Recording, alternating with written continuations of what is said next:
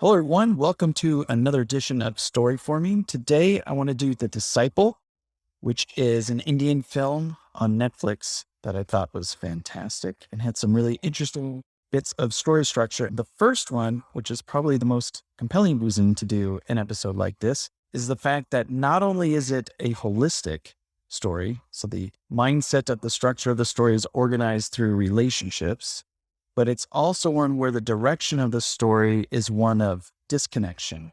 When it comes to a holistic story and structuring around holistic concepts, it's the direction that the story is taking at the end that gives you the meaning of what the whole experience was about. So instead of a tragedy or a triumph, in a holistic story, you have the difference between a feeling of composure, which would be closer to a triumph, and then this feeling of disconnect. Because one of the worst things that holistic mind can have to deal with is a disconnect between the outside world. Because if there's no relationship between the internal and external, now you've got problems. What that does is that creates a very complex premise where you get this feeling of what it's like to experience a disconnection. So here you can see what subtext filled was allowing the uncertainty of emulating someone into your experience disconnects you from the outside world, clouding your being internal with shades of calling something off.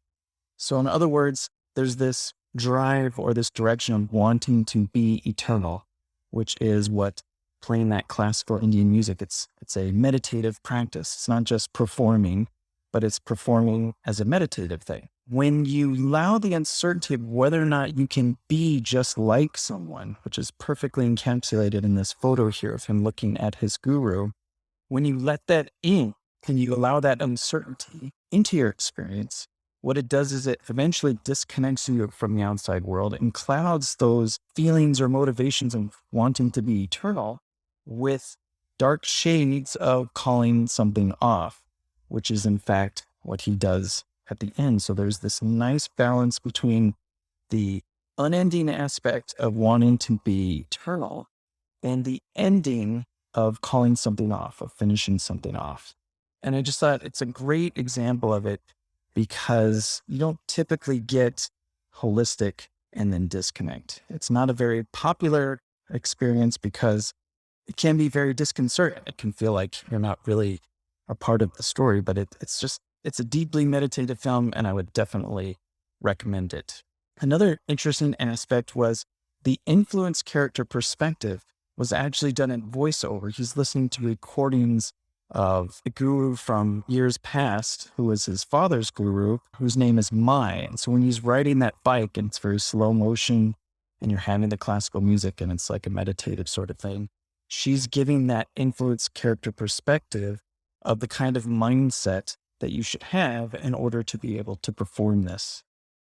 I thought that was a really compelling, interesting way to get that perspective across, because not only is it interesting because you don't actually see the character, but if her father was inspired by Mai and was brought to a place where he eventually gave up because the world was too much, she's persisting that perspective into the story. So she's kind of speaking for his father. It's a way for him to have that influence of the fatherly perspective that brought him to the place where he just feels like he has to execute to the utmost perfection.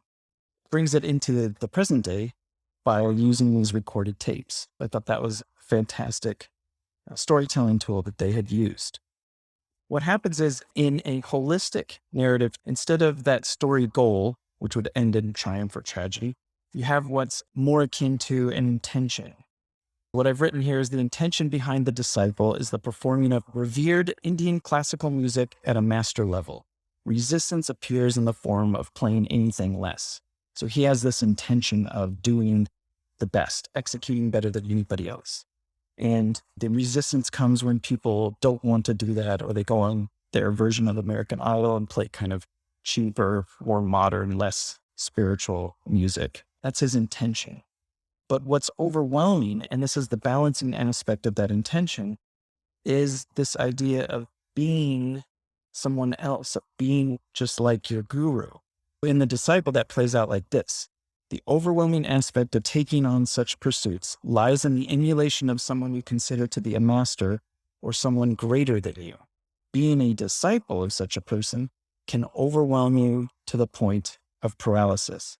And the film does a beautiful job of balancing these two story points. You have that attention, but then the overwhelming nature of what it's like to try and emulate someone eventually becomes too much for Sharad. Their objective story character elements, which describe how they fit into and work with this intention and this overwhelm. On the one hand, you have Sharad, who is motivated objectively through unending.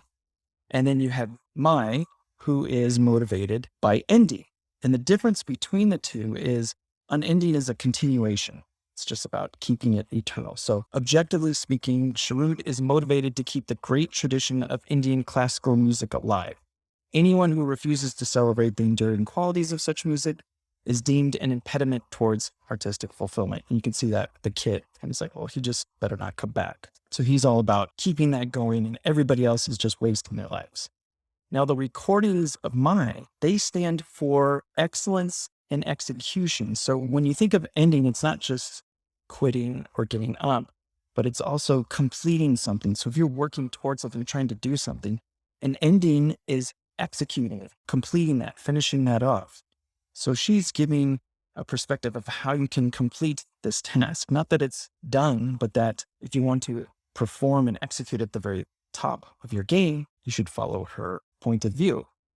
And that reads like this: the great and enigmatic Mai stands for excellence in execution and foregoing earthly pleasures for spiritual enlightenment. That's the other thing too. You have to give up everything. You have to end all that. Can't have wife, can't have kids, can't have any ideas of fame or fortune. But she also stands in as a proxy for Sharad's father, who gave up his pursuit of the same when the world became too difficult for him.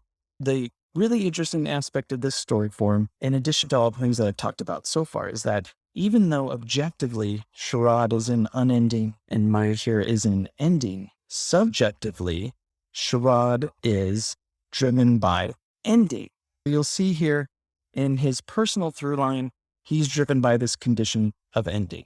And then objectively, within the scope of plots, he is working towards unending. Objectively, trying to keep classical music going, and that's where his head's at. But subjectively, he actually has the opposite element, and that's that condition of, I got to do it better than my dad, right? He quit, and I'm not going to let the same thing happen, so I've got to execute. That's his motivating condition of all the stuff that he's going through. And by the end of it, he actually changes out of that perspective and balances it with an unending element. If you think of the fact that he's just repeating the same cycle as his father, he has become a disciple not only of Mai, but also of his father, because he's just doing the same sort of thing. And in that continues that unending aspect of what it means to just let that feeling of being overwhelmed by being someone else into your experience. And then you end up being that person, and there's really nothing you can do about it. This is a really fascinating story form, story structure to look at. I would really encourage you to watch the film and then come into here, listen to this again, and just see the difference between what it's like to have the main character of the story objectively plot-wise working towards a certain motivation. And then internally, subjectively, they're actually being motivated by the opposite motivation. Thank you for watching, and I will see you next time.